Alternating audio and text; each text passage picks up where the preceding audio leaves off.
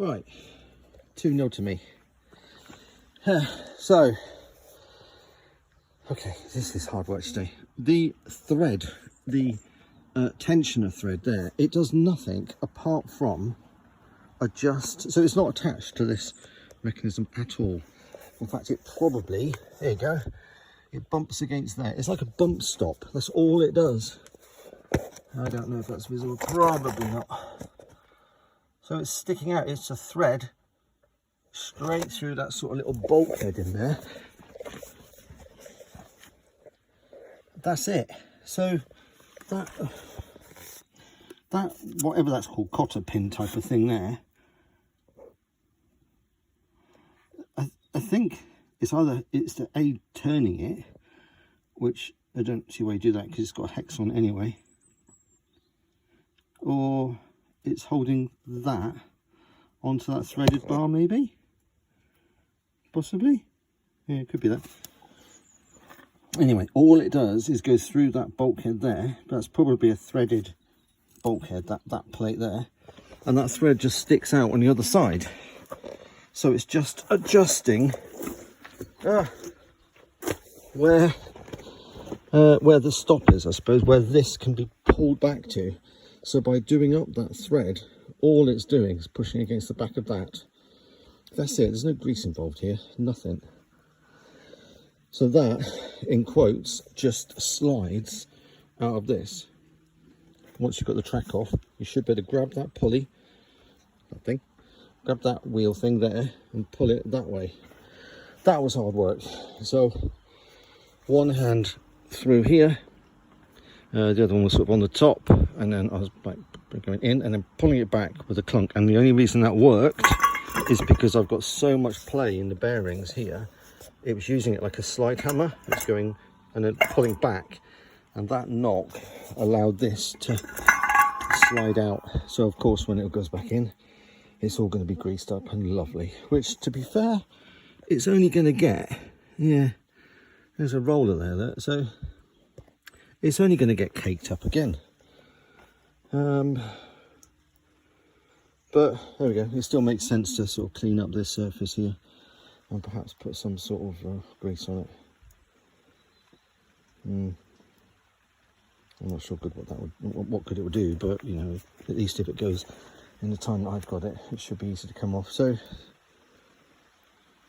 that looks like part of the bearing, and the bearings that are in there, when I described these before in the kit, it had like these collars, I'm going to call this, which actually feels like a bearing to me.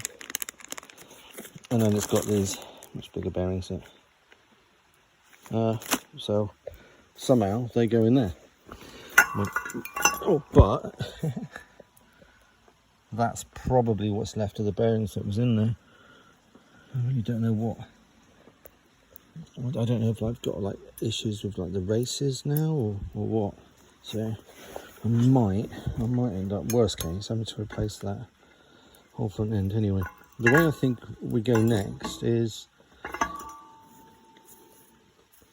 I think that's relevant. And there's one on this side. Look at the state of the bearings in there. I'm not sure it's visible, but it's just completely mashed up. It's just bent bits of metal. Right, so that pin, that's a pin there, I think, and I think it goes right the way through. That makes sense because in the kit, now this is the wrong one, but clearly look at that hole.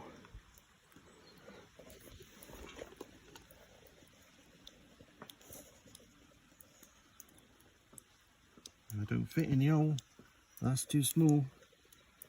I mean, I'm going to try and see if I can put some sort of drift on the top there. Oops, up on the top. See if I can knock that thing through. I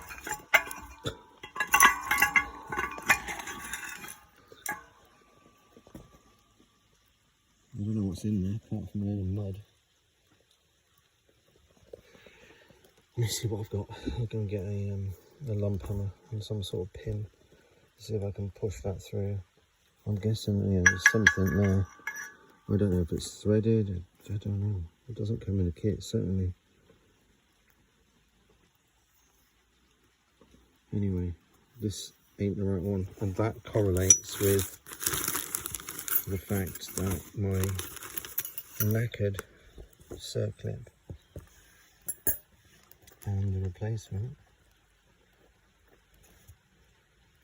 don't look right. So even though I've given the part number for this machine, there's still something wrong, but it kind of makes sense that I get it all out, take it all out, measure the dimensions, contact them, give them dimensions and see what they can do.